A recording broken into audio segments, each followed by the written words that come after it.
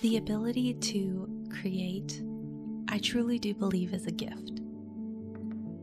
And I also believe that all of us possess some form of this.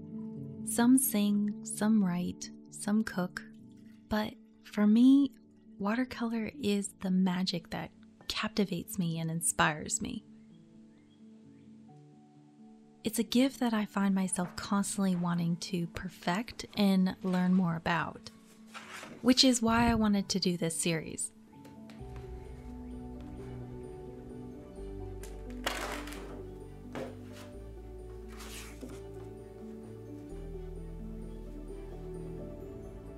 I paint nearly every day, but do I really understand this magical portal in which I paint on? This portal that makes my paints seem to come to life?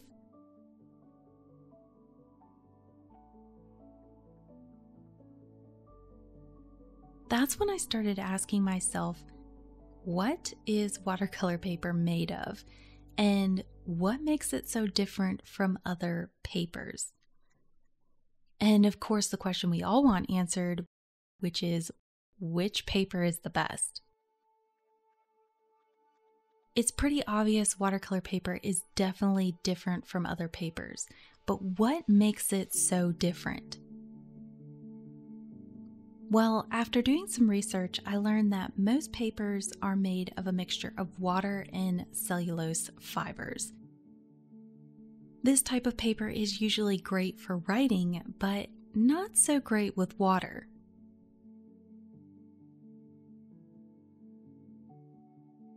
Artist grade watercolor paper tends to be made of cotton fibers, thus making it more pliable and able to take more water abuse.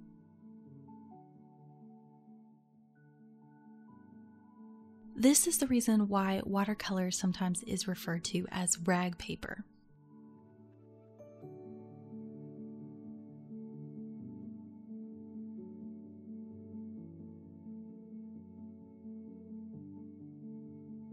Now, cheaper watercolor papers, such as student grade paper on the other hand, tend to be made up of a mixture of wood pulp along with cotton fibers, which make it more pliable than regular paper, but it's still not as good as the pure cotton paper that you see with artist grade.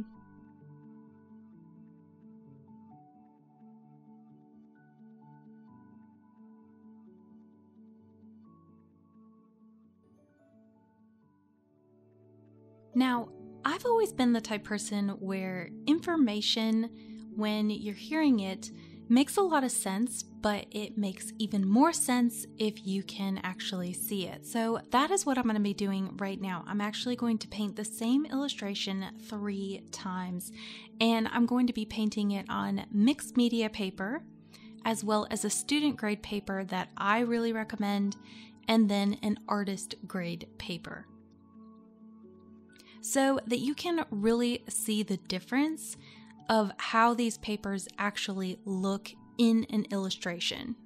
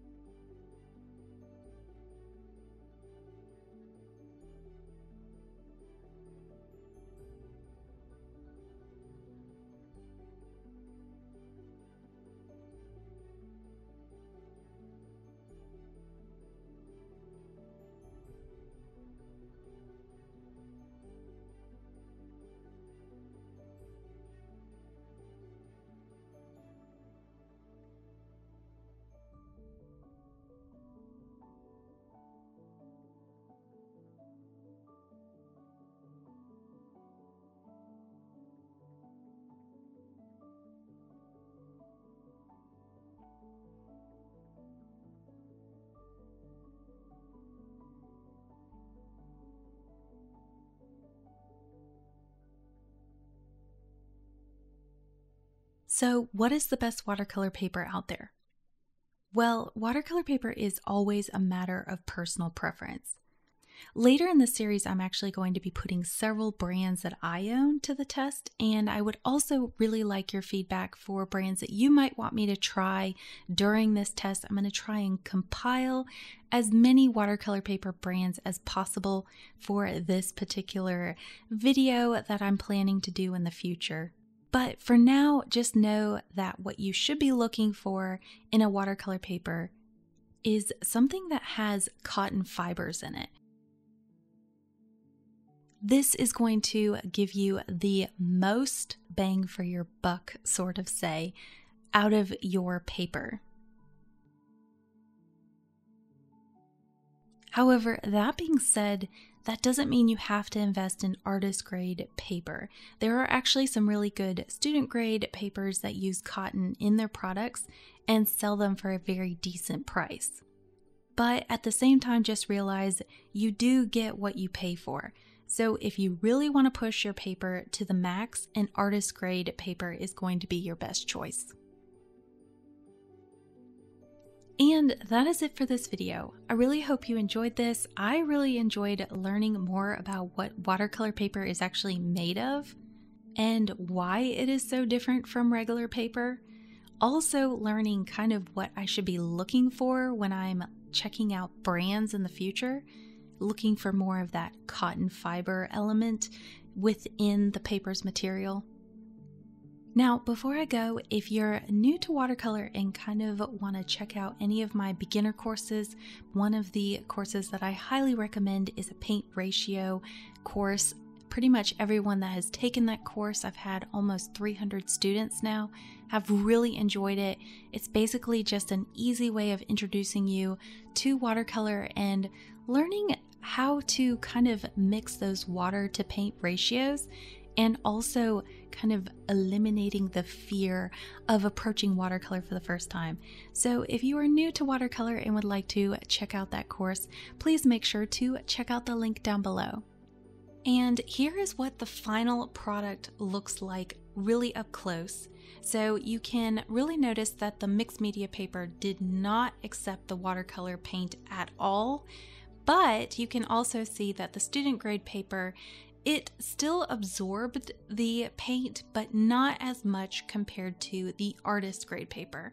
So hopefully this will help you kind of visualize what student versus artist grade paper looks like, as well as just painting watercolor on regular paper.